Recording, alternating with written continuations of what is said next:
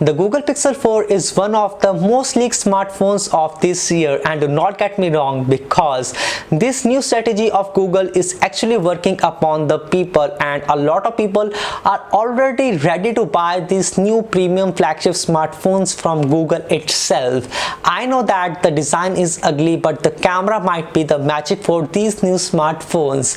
So here in this video I will talk with you all about the Google Pixel 4 and the Pixel 4 XL in detail and everything that I know about these new smartphones. So without wasting any time, my name is Anshul and you are watching my YouTube channel hippo.com. And without getting any further into this video, do not forget to hit the subscribe button and do not forget to hit the notification bell icon, so whenever I post a new video you all guys get notified. So without wasting any time, let's get started.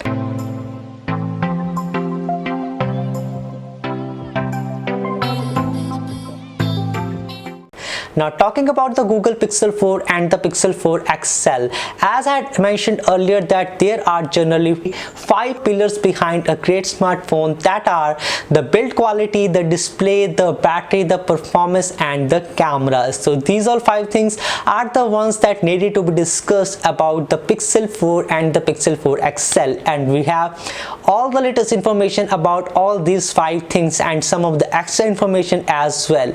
So now, talking about the build quality on Pixel 4 and the Pixel 4 XL. So the industrial design on the Pixel 4s this time around is quite good in my opinion. If we look at the back of the smartphones, I know that the front is ugly and we have a huge front head on this smartphone with a slight chin at the bottom, but if we look at the back of these devices, they may remind you of the Apple iPhone 11 and the 11 Pro Max. So that is something that needs to be noticed. Talking about the colors on this smartphone, we have this smartphone in 3 new colors, that is the white, the coral and the black. White, the first 2 colors that I am discussing are in the matte finish, but the third one is in the glossy one. So we might see a panda white color that is in the matte one and a matte coral color as well. The coral one will have a white power button while the white one will have a coral color power button. So that is something reverse, I must say. And talking about all these 3 phones, I must say that the aluminum frame of all these 3 phones come in a new finish, that is a mattish black one. It is odd to see this kind of finish on the white color phone, and I myself kind of liked and also hate this new design on these phones, but we have to see in general in our hands that how this smartphone looks like in the real world scenario. The second thing on this smartphone is the display department, and as I have said earlier, the smaller version comes with a 5.7 inches display with a chin at the top and the bottom in my opinion, and the second one will come with a smaller chin that is quite negligible, and there would be a big forehead for a lot of sensors. The good thing about these displays is that it would be an AMOLED panel on both of the devices. The smaller one would be a Full HD Plus resolution display and the larger one would be a Quad HD Plus resolution one.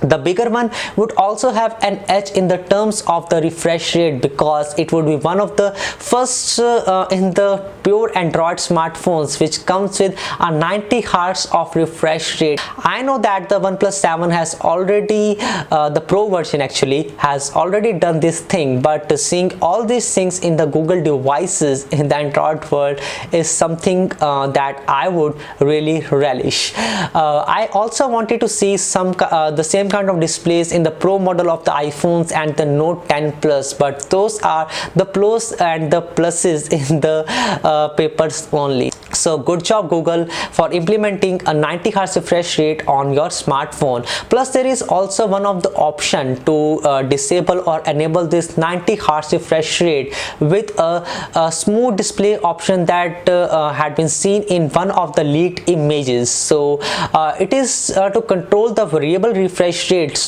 because a 90 Hz display does a bad job on maintaining a good battery life. So in order to preserve conserve the battery, Google might be doing something like variable refresh rate with this option. So good job Google for implementing such a nice feature. The other thing, that is the third thing on this smartphone, is the camera. So the cameras on the both of the smartphones would be the pro things and one of the most loved things on these two new Google phones. The primary camera on this smartphone might be a 12.2 megapixel camera, and it would support an f1.72 aperture right out of the box. So the sensor size is slightly larger than the one that we had seen in the past, and the other sensor, that is the secondary camera, might be a telephoto lens capped at 16 megapixel. In my opinion, I think that this is the same sensor that we had seen with the Samsung's Galaxy Note 10 Plus, and if it is really the same camera, then I think that Google will push the computational photography on these smartphones to another new level. The other thing that I wanted to discuss is about this camera is that there would be two new modes, one mode of which would be related to motion for taking the photographs of the fast moving objects, like while playing sports or while shooting or recording or taking the frames of the moving cards. Another mode would be for the astrology, so it might be for taking the photographs of the night sky, for shooting the stars or the moon or something like we have seen in the Huawei smartphones in the past. One more hint for this kind of photography is the 8x digital zoom that we had seen in one of the leaks in the past. So that is also one of the greatest feature that might be coming with the Google Pixel 4 smartphones.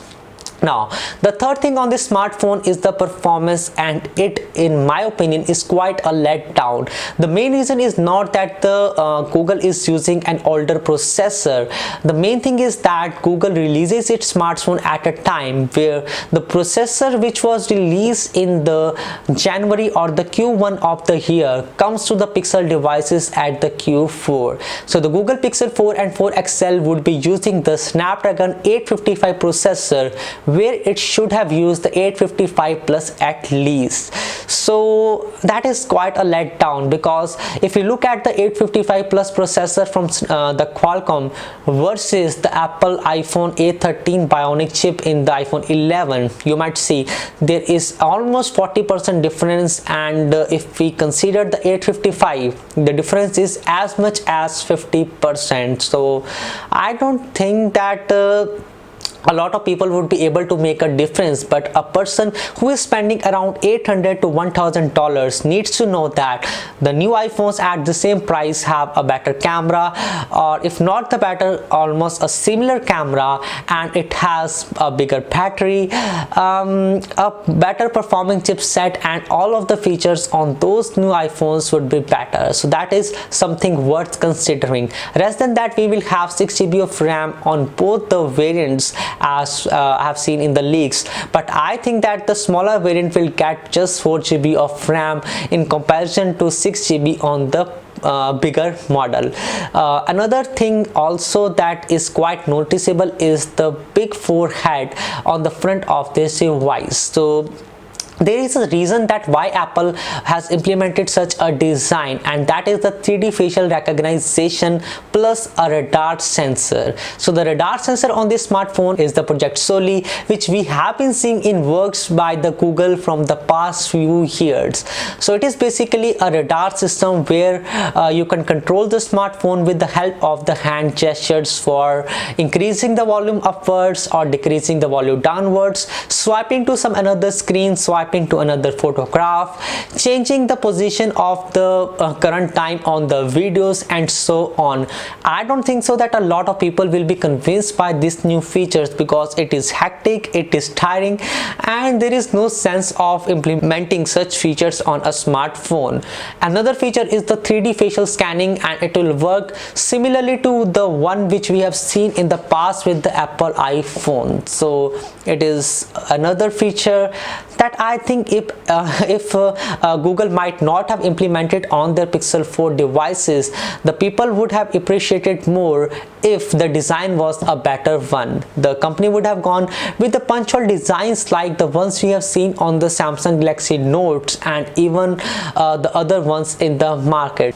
They might have also implemented an in-display fingerprint scanner, considering the AMOLED property of the display itself. So that is also missing, and we do not have any rear fingerprint scanner on the back of this smartphone, so that is also worth noticing. Now, the last thing on this smartphone is the battery life, and it is horrible on the papers at least. The smaller one variant would have 2800 mAh of battery, and the larger one will have 3700 mAh. And I'm telling that it is a horrible battery life because the smaller one is just too small for a device to have, and the larger one has a 90 Hz of refresh rate, and considering just 3700 mAh of battery is not a good mark. The battery will run out of the time, and in the era where we see almost 4000 mAh battery in the Apple iPhones itself, Google might have pushed the battery limits on the Google Pixels as well. So that is something that I'm quite disappointed about. It supports the same wireless charging and the same features of the fast charging as we have seen in the past, and this time around the company might also implement a 25-watt charger in the box, just like the Samsung Galaxy Notes. Now, one more thing which I skipped in this video in the performance level, then it was the speakers of the smartphone. So unlike the previous iterations, we do not have the front boom sound speakers, or I must say the front firing stereo speakers. That is missing on the new Google Pixel smartphones, which was a main highlight feature in the previous years. So yes, we do not have the same arrangement, and besides that, what we have is the same implementation of stereo speakers like we have seen in the Samsung smartphones in the past, like the ones in the Samsung Galaxy 8 and the Samsung Galaxy S9 and even the S10. So I don't know that what would be the general output of the speaker output on these smartphones, but only the time would say that what would be the general quality of speakers on these phones. So that was all about the 5 pillars of the smartphone, and as we can see, the only 2 pillars which it qualifies is the display department, and the second one is the camera department. I do not like the design of the smartphone. It is nowhere near to the Samsung Galaxy Notes and the iPhones, but what I like is the cameras, and there would also be a great software implementation with the Android 10 on these phones. So that was all about in this video. The smartphone will launch on October 15th, that is the next month in New York. So that was all about this video, friends. I hope you like this video and you gathered some good information about the Google Pixels in this video. I hope you like this video. My name is Anshul, signing off. Thanks for watching, and I will see you in the next one.